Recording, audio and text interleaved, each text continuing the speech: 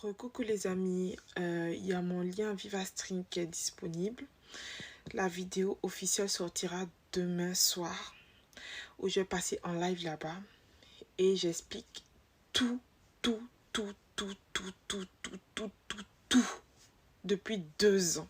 Tout, c'est tout ce que j'ai fait parce que je dis pas que j'ai de bons côtés intégralement aussi dans ce mariage. Je vais expliquer terre à terre, vous allez trancher. Vous allez me dire ce que vous en pensez. Parce qu'en fait, ce que j'ai expliqué là même là, c'est que c'est l'introduction. On n'est même pas encore dans l'histoire, dans le tas. Tellement c'est lourd comme des gays. Des gays même léger. Donc j'ai expliqué tout.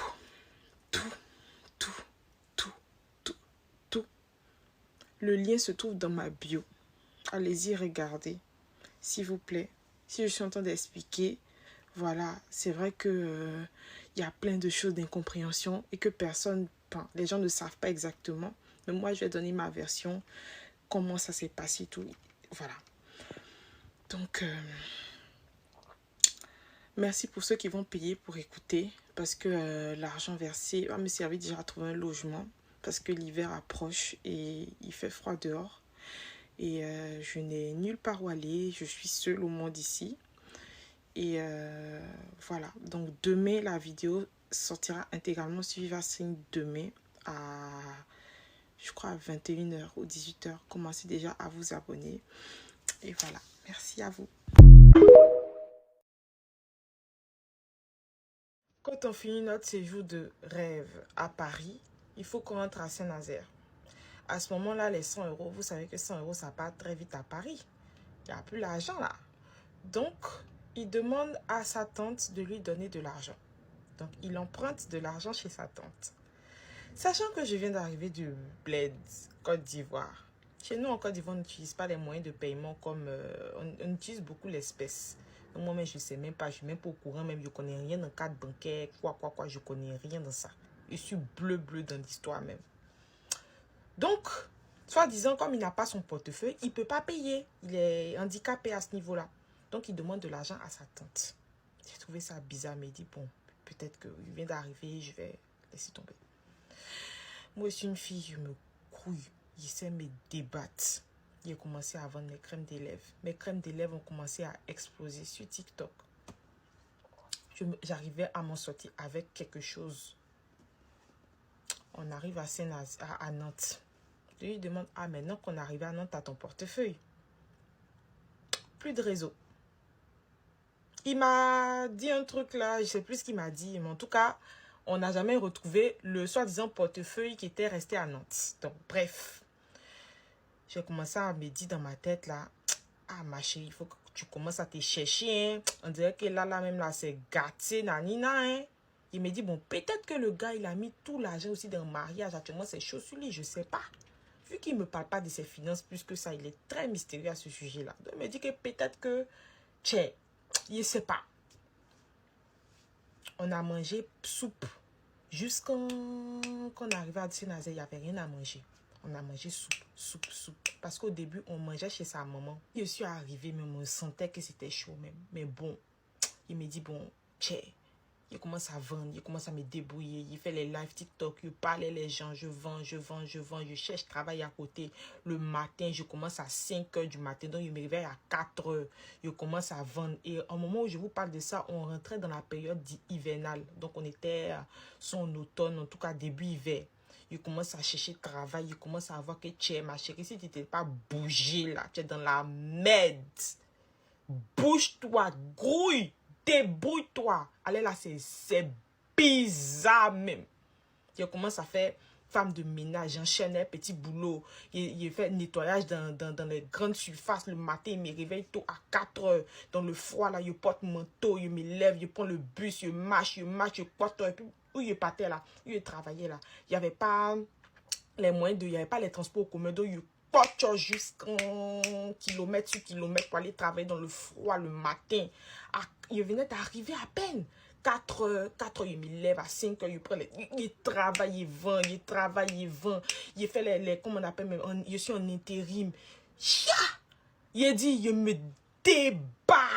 Il me débat pays, il voit qu'il n'y a pas devant, il n'y a pas derrière. C'est bizarre même, c'est bizarre jusqu'à... Ma soeur devait se marier. Je suis partie à Lyon avec lui. J'arrive à Lyon. Le mariage se passe avec ma soeur. Vous voyez ma copine que je vous ai dit de retenir la partie là. Ma copine que j'avais présentée à Fred. Je vous ai dit que son mari et lui se sont liés d'amitié. Son mari et lui se sont liés d'amitié. Je vous ai dit que le mari de ma copine là, il avait le poi. Et lui, il a le vrai poi. Il a l'un même, le gars là. Mais il ne s'est pas lié avec lui de manière anodine. Parce qu'il a regardé que le gars avait le poi. Donc il s'est dit que là. Vous savez qui a financé notre mariage? C'est le mari de ma copine. C'est lui qui a financé notre mariage. C'est pas Fred. C'est pas Fredo. C'est pas Fred qui a payé mariage là. Mariage, c'est pas lui qui a payé. Le jour où j'ai appris ça là, j'étais au mariage de ma soeur à Lyon. Ma copine m'a appelé pour me dire, mais et l'argent de vos mariages, c'est comment? J'ai dit, tu parles de quoi? Quel argent de mariage? Ah, tu n'es pas au courant? Ton mari a pris millions avec mon mari pour financer votre mariage parce qu'il lui a dit que, soi-disant, il a des problèmes avec sa carte bancaire. Il n'a rien dans son cul. Donc, il a pris millions chez mon mari là-haut. Il a dit qu'il allait rembourser l'argent là. Mais depuis là, tu es parti en France. On est à quel mois? Il a dit qu'il va rembourser l'argent là. C'est à quel niveau, maman? À cause de toi, j'ai problème avec mon mari ici. Ton mari a pris millions chez mon mari. Il a dit qu'il va rembourser. Ça fait des mois et des mois et des mois et des mois et des mois. Où est notre j'ai quoi? J'étais comme ça. What? C'est pas possible. Il n'a pas payé votre mariage. Si aujourd'hui tu es marié là, tu as fait mariage là, c'est grâce à moi, mon mari. Partie 3. Il y a trop à dire. Il y a trop à dire. Partie 3. Décembre 2021, j'ai fait la rencontre d'un homme qui vit en France. En ce moment-là, j'habitais encore à Abidjan. Un homme d'un certain âge.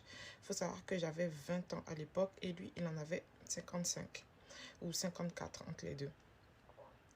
Cet homme-là, avec qui j'ai des affinités, on discute tout le temps, jour et nuit. Il me propose de venir me rencontrer dans mon pays, en Côte d'Ivoire. On se rencontre. Coup de foudre, il me demande un mariage.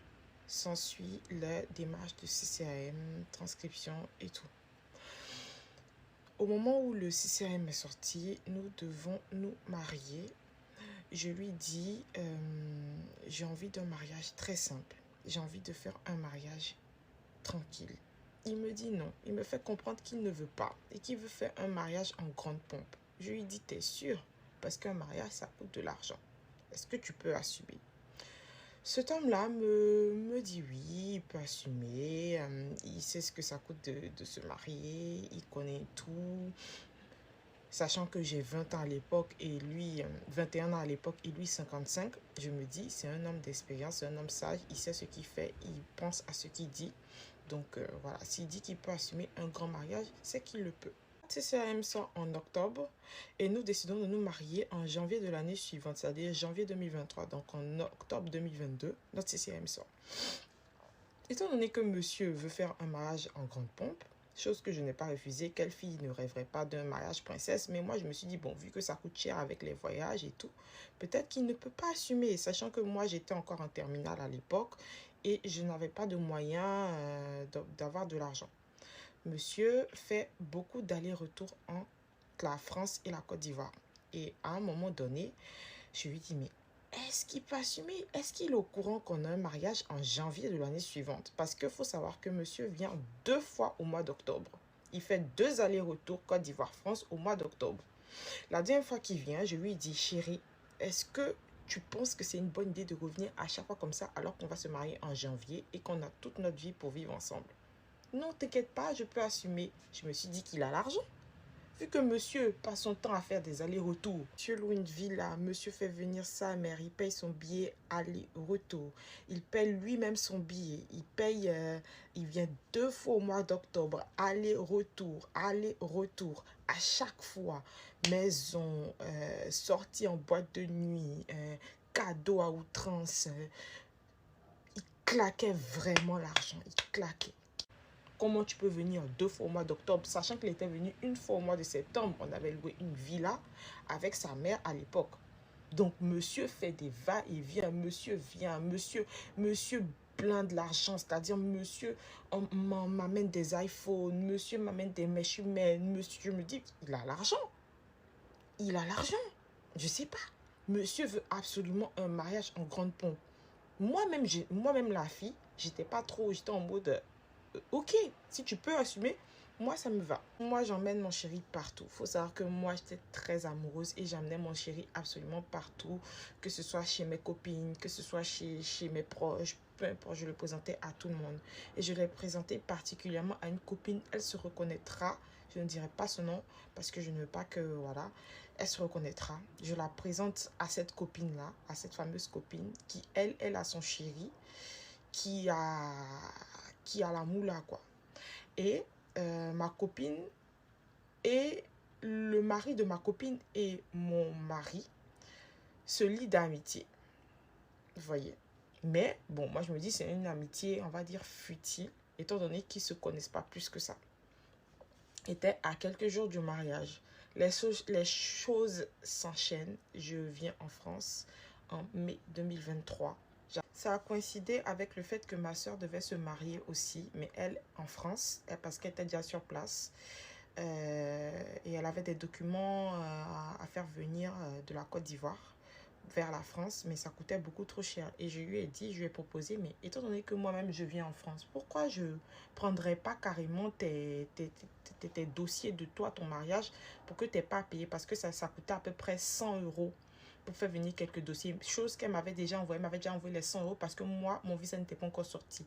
Et je lui ai dit, attends d'abord que mon visa sorte. Lorsque mon visa va, si ça sort, je vais venir avec tes papiers. Si ça ne sort pas, là, je prends ton argent, je fais partir tes papiers. Donc, on a attendu que le visa sorte. Mon visa sorte.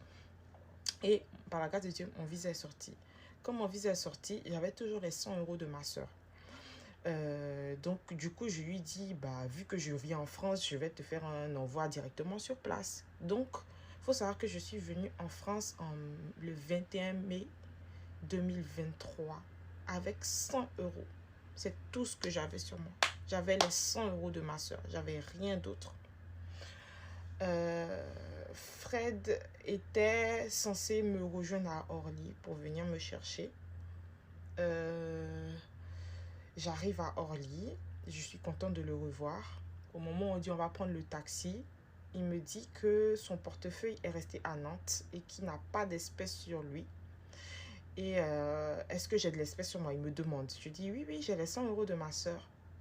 Et j'ai pas vu de problème à ce niveau-là. Je dis oui, j'ai les 100 € de ma soeur. Il me dit passe-moi les 100 € de ta soeur. Je dis ben comment je fais? Il me dit non, t'inquiète pas, après on va lui envoyer ces 100 €. Je dis ok. On était censé passer un week-end à Paris parce que je ne connaissais pas. Je voulais voir la Tour Eiffel. Et ensuite aller chez nous à Saint-Nazaire. Je lui ai demandé est-ce que tu as pris un hôtel parce qu'on avait parlé par message. Il m'avait dit qu'il allait prendre un hôtel. Il me dit non, finalement on va aller chez ma tante. Je dis bah ça fait plusieurs mois qu'on ne s'est pas vu. Pourquoi on ne prend pas un hôtel? Il me dit non, chez ma tante c'est bien. C'est comme ça qu'on va dormir chez sa tante. Je suis arrivée à Paris.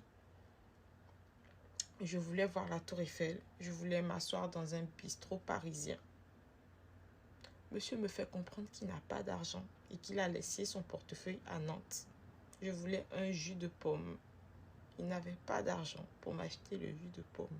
Tu m'avais fait rêver de Paris. Il m'avait dit, si tu viens, ma femme, on va aller sur une péniche. Ce sera romantique. On va aller faire les boutiques. On va se promener dans Paris. Tu verras la Tour Eiffel. On va se promener, prendre des baskets. Je vais même acheter un jogging où on sera tous les deux, on portera tous les deux la même chose. Tu verras, ça sera magique. Il m'a fait miroiter Paris. J'étais comme ça. Quand je vais venir à Paris, les 2 jours qu'on va faire là vont être incroyables. Dans ma tête, je vivais un rêve éveillé parce que j'avais toujours rêvé d'aller à Paris, en plus avec l'homme que j'aime. Je rêvais de ce moment, je rêvais qu'on vive ensemble, je rêvais qu'on fonde un foyer, je rêvais qu'on ait des enfants, je rêvais qu'on ait une maison. Je suis arrivée à Paris avec un peu un goût amer parce que je voulais m'asseoir sur une terrasse, manger dans une brasserie parisienne. Je ne pouvais pas parce qu'il n'y avait pas. Il n'y avait pas d'argent. Il avait laissé son portefeuille à Nantes. C'était le début de ma nouvelle vie et de mon calvaire.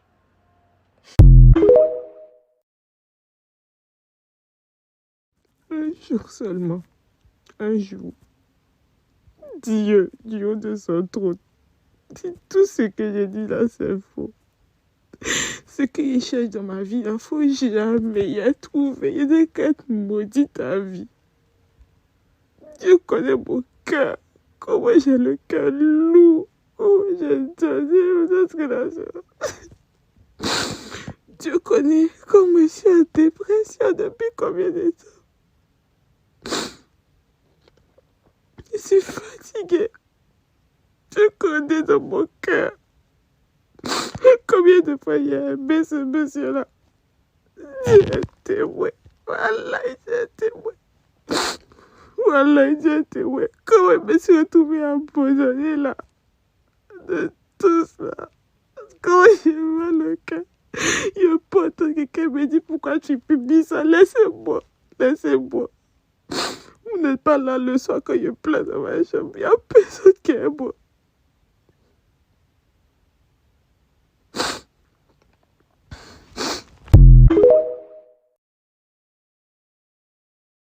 Est-ce que vous avez écouté l'histoire de Vivi concernant son mariage avec Fred? Pour celles et ceux qui n'ont pas écouté, je vous invite à aller faire un tour sur sa page. Elle raconte son histoire avec Fred. Il y a de cela quelque temps en arrière, les gens n'ont pas arrêté d'insulter Vivi parce que selon eux, Vivi avait utilisé Fred pour venir en Europe. Sauf qu'aujourd'hui, il y a une vérité qui est sur le tapis. Et cette vérité-là dit que c'est Fred qui a joué avec Vivi. Fred est parti épouser Vivi en Afrique en bon. Il a menti à Vivi qu'il allait lui offrir une vie de rêve. Sauf que quand Vivi est arrivée ici, là, ce qu'elle a vu n'a rien à voir avec la vie de rêve que Fred lui avait promis. Je parle de ça pourquoi? Parce que beaucoup parmi vous, là, les femmes africaines, vous vénérez le blanc. Vous êtes assoiffés du blanc. Vous rêvez du blanc. Vous êtes nombreuses. Beaucoup de vos frères se présentent devant vous. Vous dites que les hommes noirs sont ceci, les hommes africains sont cela. Vous avez idéalisé le blanc. Vous avez même oublié que un blanc, ça reste un être humain avant tout. Il a ses qualités, mais il a aussi ses défauts. C'est un être humain avant tout. Ce que tu reproches à ton frère noir, il y a des blancs comme ça. Je dirais même pire que ça. Les belles personnes et les mauvaises personnes existent partout. Ça n'a rien à voir avec la couleur. Tout est une question de chance. Il y a des femmes qui ont rêvé du blanc toute leur vie. Elles pensaient que se mettre avec un blanc, c'était la réussite. Sauf que quand elles ont trouvé le blanc là, ce qu'elles ont vu dans leur foyer, c'est Dieu seul qui sait. Il y a des femmes qui sont mariées à des blancs. Elles vivent l'enfer. Je dirais même plus que l'enfer dans les foyers. Mais elles ne vont pas vous dire ça. Beaucoup parmi elles là, vous les enviez. Vous les enviez bien même. Elles vous vendent du rêve. Il n'y a pas plus mythomane qu'une femme de blanc. Elles sont pleines comme ça là. Dans les foyers, elles vivent l'enfer. Il y en a qui sont mariés à des racistes, le pire raciste qui existe. Mais devant les gens, elle va faire genre. Elle va aller acheter ses choses avec son argent. Elle va venir poster. Toi, quand tu vas voir, sachant qu'elle est mariée avec le blanc, tu vas croire que c'est le blanc qui a dépensé. Alors que des fois, même un franc de son mari, elle n'a jamais vu. Il y a des femmes, elles sont mariées au blanc. Dans la maison, c'est elle qui fait tout du début à la fin. Elle ne voit pas les 1 centime du gars. Elle est dedans parce que c'est le blanc. Aïe, tu tombes sur un blanc. À quel moment tu vas le quitter, même si qu'il ne te donne rien? Il y a des femmes qui font ça. N'enviez pas. D'accord, un blanc, c'est un être humain avant tout. Tout est une question de chance. Il y en a qui sont chanceuses. Elles sont tombées sur des hommes normaux, à la couleur blanche. Dans le foyer, tout se passe bien dans l'ensemble. Mais il y a aussi des hauts et des bas. C'est ce qu'on appelle un foyer normal. Vous comprenez, non? Tu discutes avec un blanc aujourd'hui. Demain, tu vas aller voir un marabout. Tu veux que le marabout fasse que le blanc en question t'épouse. Il n'y a pas de souci. Le blanc en question va t'épouser. Sauf que des fois, quand tu vas rentrer dans le foyer, ce que tu vas voir, Dieu ne pourra pas intervenir. Beaucoup parmi vous, vous faites des coups bas. Il y a des blancs, ils viennent en Afrique, ils couchent avec toute une famille. La maman, les cousines, les sœurs, même les frères. Tu vas voir un beau frère qui est maintenant en train de séduire le blanc. Tout le monde veut tenter sa chance pour venir en Europe. Vrai ou faux? Et c'est triste. C'est triste. Voilà Vivi qui s'est fait enrouler dans la farine. Il faudrait que son histoire serve de leçon à beaucoup. Les jeunes filles, les jeunes là, les petites filles là. Tu es jeune, tu as tout en place. Tu rencontres un blanc qui peut être ton arrière-grand-père, ton aïeul. Comme c'est le blanc, tu vas l'accepter. Et tu commences à faire le malin, le ngunda ngunda. Et pourtant, dans le foyer, tu ne supportes pas. Parce qu'il y a certains blancs là, quand tu vois, la différence de culture fait que tu peux devenir folle dans la maison. Imagine s'il y a une différence d'âge. Donc, en plus de la différence de culture, il y a aussi la différence d'âge. Il y a des femmes, elles sont abonnées aux antidépresseurs. Il y a des femmes qui sont devenues des alcooliques ici en Europe, depuis qu'elles sont avec le blanc. Elles forcent. Il y a des femmes, elles forcent. Elle est dans un foyer, le monsieur ne la considère pas. Le monsieur passe son temps à l'insulter, mais de la pire des manières. Elle prend sur elle. Elle prie.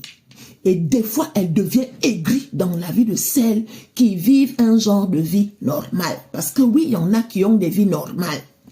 Tu as rencontré ton genre, ton style, tout se passe bien dans l'ensemble. Maintenant, l'autre qui vit l'enfer dans son foyer là, avec son ancêtre, quand elle te voit bien, elle va crier « Oh, les blancs sont comme ci, les blancs sont comme ça ». C'est souvent leur histoire qu'elle raconte. C'est souvent leur histoire qu'elle raconte. Donc, je vous demande d'être sage. Chercher le blanc, c'est bien. Mais il faut chercher le blanc pour les bonnes raisons. On ne cherche pas le blanc parce que si on est avec le blanc, on sera aimé. Si on est avec le blanc, on sera respecté. Si on est avec le blanc, on sera chouchouté. Si on est avec le blanc, on va sortir de la misère. Si on est avec le blanc, on va construire des châteaux au pays. Si on est avec le blanc, il va nourrir ma famille. Le blanc ne fait pas ça. Tout est une question de chance. Sinon, le blanc normal, il te gère toi et vos enfants. Maintenant, toi-même de ton côté, tu vas faire tes petites choses. c'est avec tes petites choses-là que tu pourras aider. Et là encore, c'est une question de chance. Parce qu'il y a des blancs, ils t'interdisent même de dépenser de l'argent n'importe comment. Les filles ne vous disent pas la vérité. Redescendez souvent. D'accord? Il faut redescendre. Un blanc, ça reste un être humain avant tout. Donc, toi, que les hommes noirs draguent, et puis tu refuses tous les hommes noirs parce que tu espères trouver le blanc là. Je te souhaite de trouver le blanc. Mais si tu ne trouves pas le blanc, tous les noirs que tu es en train de refuser là, un jour, tu vas te retrouver avec les poils blanches remplis de croûte. Plus aucun homme ne voudra de toi. Tu auras laissé passer la chance de ta vie. Une chance où tu pouvais trouver ton black ninja avec qui tu allais évoluer. Il y a des filles, elles sont mariées à des black ninjas, elles n'envient pas celles qui sont avec le blanc. Parce qu'il y a des blancs là, ils ont les esprits de démons dans leur corps. Les esprits de Satan dans leur corps. Et certaines femmes vivent ça. Quand elle sait que son mari arrive, elle commence à trembler. Quand ce monsieur-là, ses esprits rentrent dans la maison, elle est maintenant en train de crier, elle est même devenue folle. Beaucoup là, on les a fait passer pour des folles, mais elles ne vont pas vous dire ça. Elles vont vous faire croire que, et même ce qu'elles vous disent, vous n'allez pas croire, parce que beaucoup parmi vous là, vous êtes complexés. Vous pensez que le blanc, c'est la perfection, la perfection.